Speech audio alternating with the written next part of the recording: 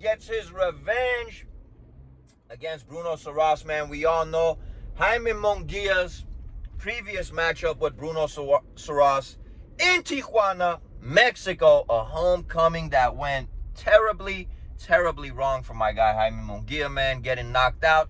Munguia, being the warrior that he is, did the right thing, bro, in rematching the man right away, bro, not wasting any time, you know, not taking any chances at the end of the day, getting in there with the dude that knocked him out, spoiling his homecoming, bro, and beating him up for 12 rounds. But I do gotta say, what caught my attention in that fight, man, is one, something that we all know, Haime Mongia gets hit a lot. Two, Bruno Surace, man, a lot of those earlier rounds, I feel like he was winning, bro. And then I remember when Haime Mongia, before he fought Surace, he fought the Armenian dude named Eric, bro. I forget his last names. Forgive me for that, my fellow Armenian G. But Eric, man, a lot of those rounds before he got caught and eventually stopped later in that round, he was tagging up Munguia and he was winning those rounds, bro. And I feel like even with Bruno Surace, Bruno was winning those earlier rounds until I just feel like he had nothing left in the gas tank, bro. And he just slowed down, I would say, after the fifth or sixth round, and Munguia started picking him apart, man, and, you know, getting him in, getting him by those ropes and just beating him up and outpointing this dude and outclassing this dude. At the end of the day, salute to Haime Mongia, bro. You went in there and did what you were supposed to. You got the victory.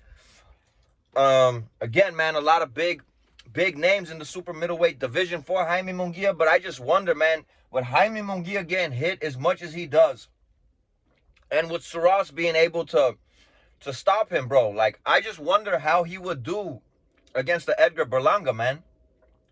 You know, Haime Mongia is one of those dudes that we keep saying he needs to tighten up his defense, but I don't know if, at this point, if you could teach your old dog new tricks, they say, man. I mean, this man has his fighting style, and it's like, I don't know how much he could sharpen up his defense at this point in time, because Edgar Burlanga, man, whether people want to hate on him, like him, love him, whatever it is, this man has a lot of thump in those punches, bro. This man does possess a pretty solid, pretty solid punching power, man. And I don't know if Munguia, how much of those punches he could just eat, bro, because he gets hit quite often, man. Nonetheless, this dude is a really exciting fighter. Like I said, man, a big fight in the future waits for him.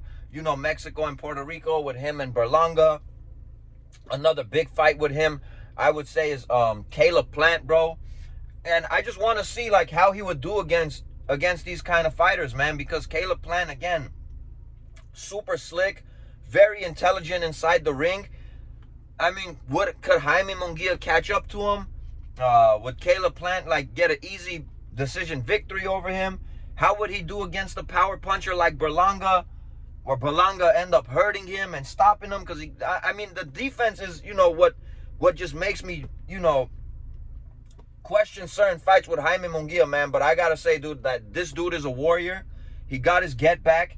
He's still a super exciting fighter because he obviously takes a whole lot of chances, whole lot of risks. I think for Haime Mongia, man, he just needs to figure out a way to tighten up that defense and at times, man, you know, not get too carried away in there, you know, end up getting caught, bro. But it was a huge fight.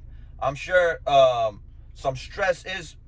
some weight is lifted off of his shoulders, bro. He got his get back against Surace. Surace collected another paycheck.